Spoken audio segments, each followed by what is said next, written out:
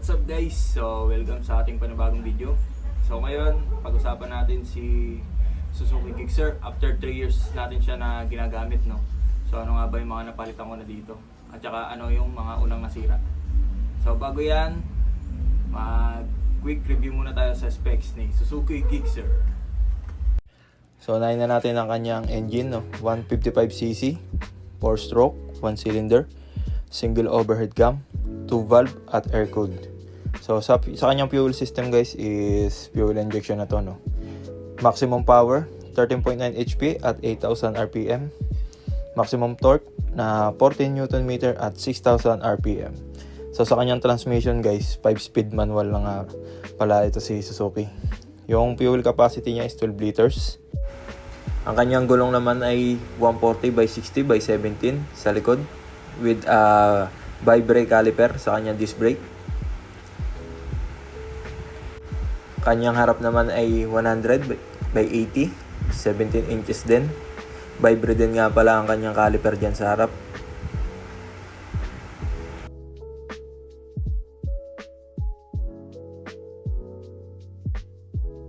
So sa headlight at saka stoplight nito, gumagamit to ng LED lights.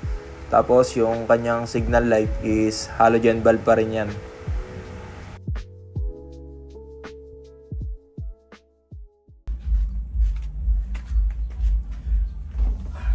Okay guys, tara na.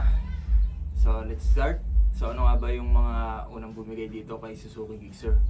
So una-una, ang bumigay sa kanya is yung kanyang battery. Almost 1.5 years pa lang nasira na yung kanyang battery, no? Bali, after long drive namin, kasama ko yung asawa ko. Then, nakala namin okay lang. Yung galing pa siya sa Patay. Then, yung palis na kami doon sa pinunta namin. Ayaw niya nang mag-start. Umiilaw-ilaw yung panel niya, kaso ayaw magtuloy yung start. So, ayun. Nag-decide na natanggalin yung battery. Tapos nakita namin yung lubo na siya, nakalobo. Tapos may malapit na charging doon. Ayaw niya na mag-charge. So syempre, ayun nga, dahil lobo na yung battery, sira na. Namili na kami ng bago. Buti may malapit na shop doon sa pinuntahan namin. So yung pangalawang nasira dito is yung kanyang display dito sa kanyang panel. Ang una naman nangyari nun, lang siya. Yung una, nabawasan yung kanyang ilaw. Pumunti ba?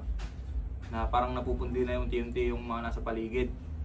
So yun, hanggang sa bumigay na. Ayan, ngayon wala siyang ilaw. Lalo pag gabi, hindi yung makikita yung panel niya. Mamaya try ko ipakita sa inyo. So pangatlo, ayun, wala na. Sa 3 years ko siyang ginagamit, bali wala naman ako na palitan doon, bukod doon sa kanyang battery lang. So ayan.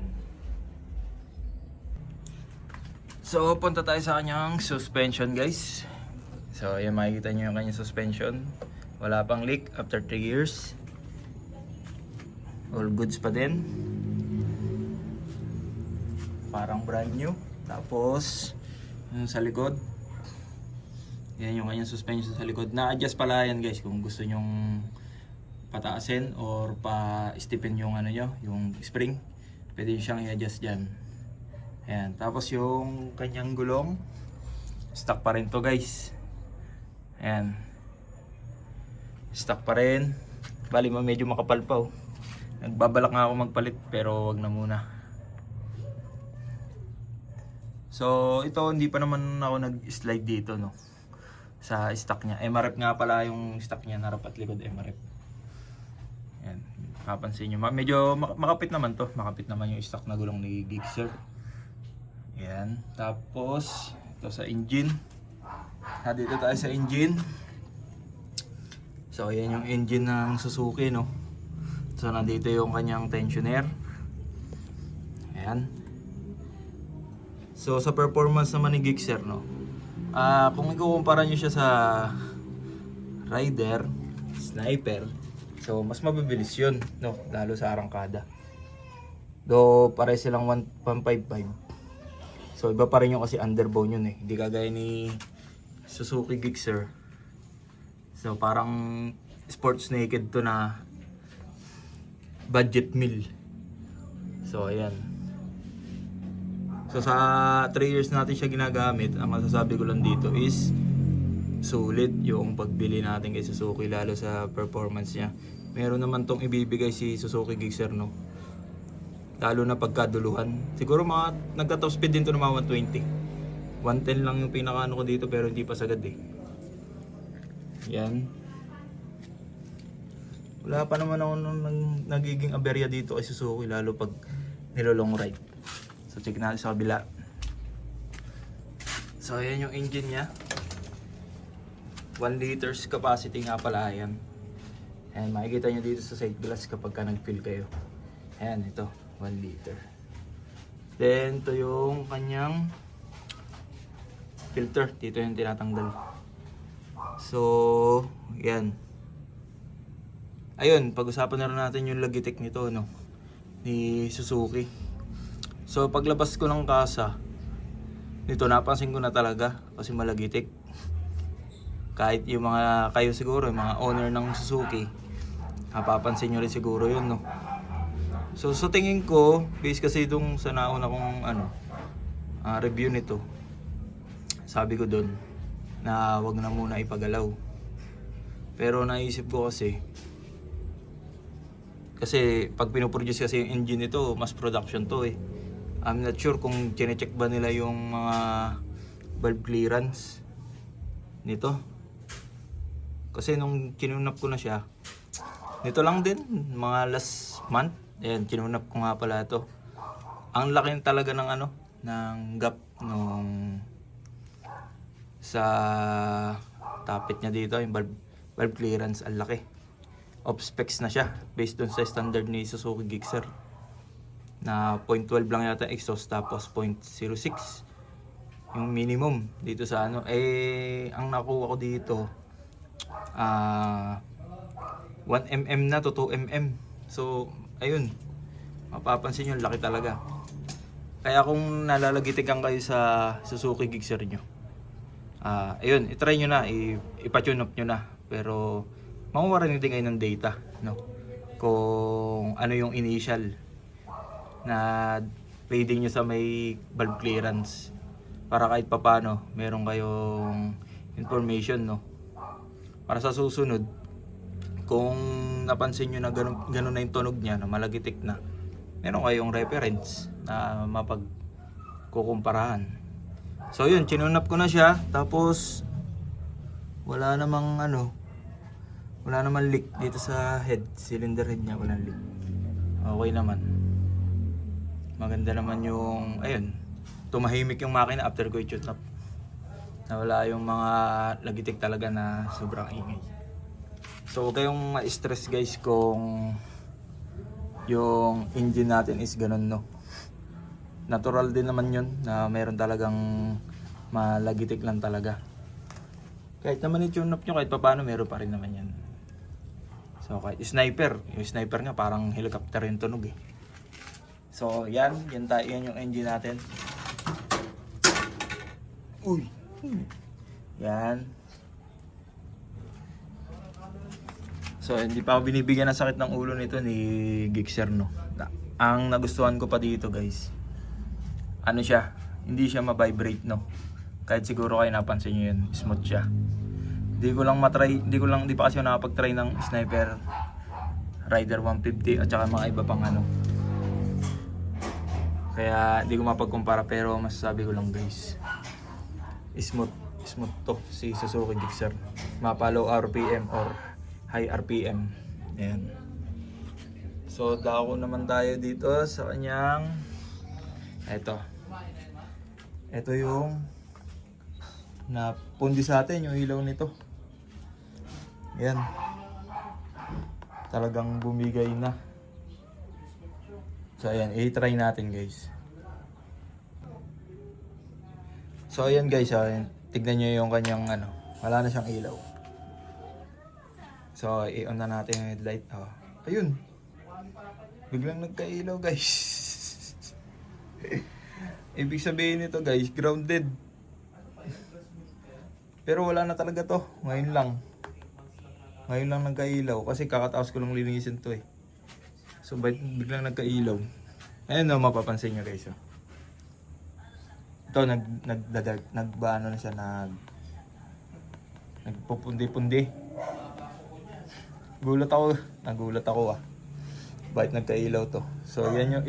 Ala na talaga yan. Sira na. Ilang beses na yan na hindi umiilaw. Pero ba't ngayon, nagtaka ako ba't umiilaw yan? Siguro grounded lang to. Kasi kakalinis ko lang din ito eh. So try ulit natin patayin. Tapos buksan ulit natin. Oh, meron nga. Magaling ka din sa Suzuki ah. Ayan, meron na pala guys. So, sabi ko kanina, ito yung una nasira pero ba't ganito? Bumukas agad. So, yan yung ilaw niya. So, hindi natin maano ngayon eh. Medyo maliwanag pa. Pero, ayun, thankful na lang tayo no. Bumukas tong panel natin. Pero tingnan natin pa kung mag-ano. Ayan kasi mundap-undap siya oh. Mapapansin nyo. Ayan. Yung sa ilaw niya, ayan, sa performance pala na ilaw. Medyo malakas ilaw nito. Kaya lang, yung high niya, mababa. Ayan, may makalat. Kita yung makalat. Ayan, sasabi ko sa inyo guys. Mamatay-matay talaga yan. Pero patay na nga yan eh. Ewan ko lang. Ayan. Bakit nag-ano? So, yan yung naging problema na sa kanya. No? Pero ngayon, bumukas eh. Yung placer niya, as is pa din.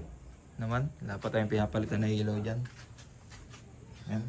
All workings, pati yung mga pindutan natin, all workings naman yan. So, pati yung ilaw dito na sa gauge. Ayan. May indication. Ayan. Goods. Kill switch. Working pa din yan. Ayan. Working pa din ang ating kill switch. Yung sa ilaw, wala pa tayong pinalitan. Sa likod. Tingnan natin yung ilaw sa likod ni Gixxer. So, yan yung ilaw niya. So, as is pa rin yan, no? Wala pa tayong pinalitan dyan. Ilaw niya dito sa plate. Okay pa din. Wala pa rin. Tapos, ito tayo sa kanyang brake. So, ito. Vibre. Dalawa yan. Front tsaka rear. Vibre yan parehas. So, ito. Napansin ko dito, no? Mahina yung brake nito. Siguro kayo rin, napansin nyo rin na mahina yung brake ni Suzuki, no? Ayan. Minsan nagbibleed ako para lumakas ng konti. Pero alalayan nyo na lang din ang engine brake kung lagi kayong nasa mga pabulusok or lagi kayong mahilig magpatakbo ng mabilis. Alalayan nyo na ng engine brake. So, ito yung kanyang lagayan. Ayan. Sa harap, vibre din. So, yan. Ayun. At minsan, ko dito. Minsan nawawala na siya ng kagat. Ayan. Pagka ganyan yung nangyayari guys, i-bleed nyo lang dito. Ayan, mag-bleed lang kayo. Kailangan may hose kayo dito kung mag-bleed kayo. Dito sa may parang breather niya, i-adjust nyo lang yan. Kasi dito, maaaring masira tong nyo, rim. Mapatakan ng brake fluid. So yan. Wala naman na tayong ibang pinalitan na dito kay Gixxer, no? Bukod sa battery. Ayun, ito, yung kanyang nga pala guys, sabihin na lang din. Nagpalit tayo ng Yoshimura. Kanyang exhaust. Yan. Yoshimura. Shopee lang yan guys, OnePlus lang yata to. Okay naman siya. Lumakas yung hatak niya kahit papaano. Kaya lang, expected nyo na lalakas talaga sa gas kasi pag naka-muffler kasi kayo, ang nasa isip natin, birit eh, panay birit. Lalakas naman siya sa gas pero unti lang naman. Hindi naman yung talagang ramdam nyo. Matipid pa rin talaga to si Gixxer natin, no? So yan lang masasabi ko kay Suzuki guys. After 3 years natin siya nang ginagamit, ang overall performance niya para sa akin is bina natin simula nung nabili ko siya, tas until ngayon ganun pa din, wala naman nagbago, as is pa din si Suzuki, parang bago pa din para sa akin. Sulit nga lang, sulit talaga yung pagbili nyo dito kay Suzuki. Ayan. So, kung naghahanap kayo guys ng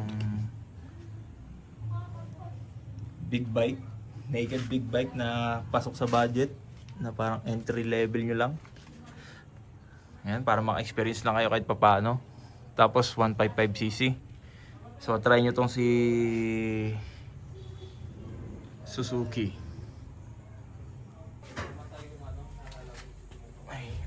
Okay guys, so yun lang ating masasabi dito kay Suzuki Gixxer.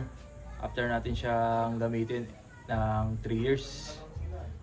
So, yun, marirecommend ko ba to para sa mga beginners na gustong magkaroon ng big bike pero di pa afford. Ayan. Siyempre, marirecommend natin si Suzuki Gixxer as your starting big bike. Ayan, big bike feels na sasabihin kayo na bomba kapag magpapagas kayo sa gasolinahan. So, yun lang guys. Thank you for watching.